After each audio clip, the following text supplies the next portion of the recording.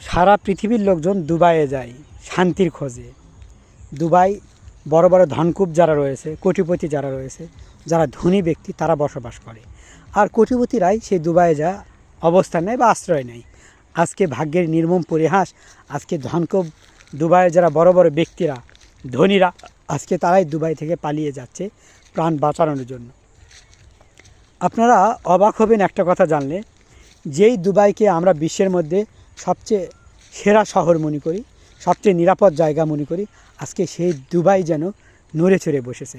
আজকে সেখানে নিরাপদ তো দূরের কথা, মানুষ যে প্রাণে বেঁচে থাকবে সেটাও যেন মানুষের ভাগ্যে জুটবে না, এমন কঠিন মুহূর্ত।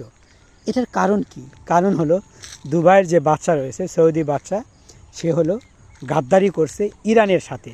এবং এই গাদ্দারি করার কারণে, এই মির্জাফরি করার কারণে তাদেরকে শাস্তি দিচ্ছে ইরান একের পর এক অগ্নিয়াস্ত্র নিক্ষেপ করে। আপনারা অবাক হয়ে যাবেন, ইতিমধ্যে দুবাইয়ের যে তেল ছিল এই তেলগুলো ধ্বংস করা হয়েছে এবং অসংখ্য জায়গায় আক্রমণ করে দুবাই থেকে অসংখ্য দুবাইয়ের ক্ষতি হয়ে গেছে, যেই ক্ষতিপূরণ কেউ দিতে পারবে না। দুবাইয়ের ধনকুব এখন পালাচ্ছ কেন? প্রশ্ন থেকেই যায় যে প্রাণের ভয়ে এখন তার অট্টালিকা ছেড়ে কোনো এক গুহায় গিয়ে আশ্রয় নেবে। দুবাইয়ের ধনকুব এই জেট বিমান যেটা রয়েছে, যেটা দিয়ে তারা পালিয়ে যাবে, এটার ভাড়া দ্বিগুণ হয়ে গিয়েছে।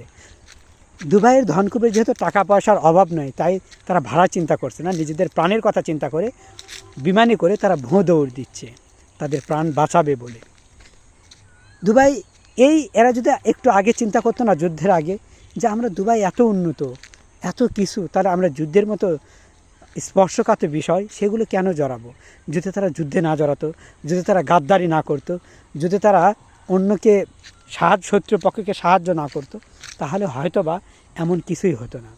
অথবা দুবাই যদি ন্যায়ের পথে থাকতো, অথবা দুবাই যদি যুদ্ধকে বন্ধ করতো, এমন কোনো কাজ করতো না, তারা সারা পৃথিবীর মানুষজন অন্তত এটা ভেবে শান্তি পেত যে না, দুবাই কারোর সাথে যুদ্ধ চায় না, মানুষের ভালো চায়।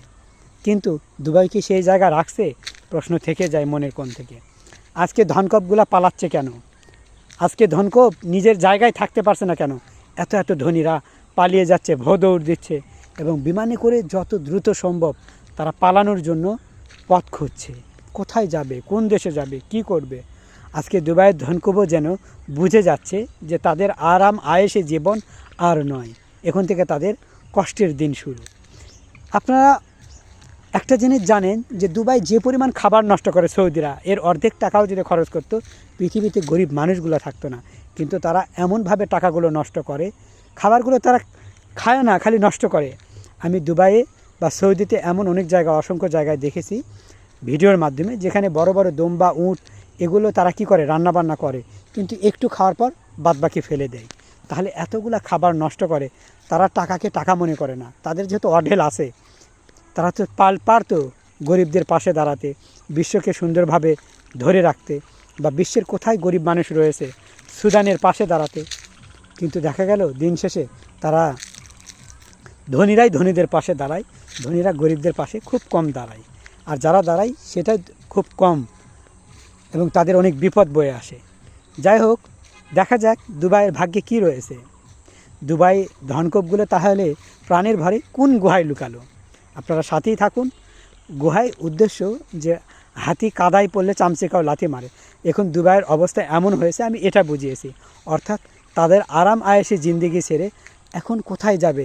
সেখানে কি পাবে দুবাইয়ের মতো কোনো অট্টালিকা, দুবাইয়ের মতো কোনো আরাম আয়েসে জীবনযাপন তারা কি করতে পারবে? ঘুরে দাঁড়াতে পারবে দুবাই? প্রশ্ন থেকেই যায়। এই জন্য বলি, আমি আপনাদের সকলকে বলছি, কেউ যুদ্ধ করবেন না।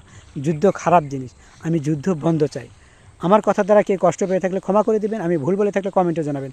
আল্লাহ হাফেজ।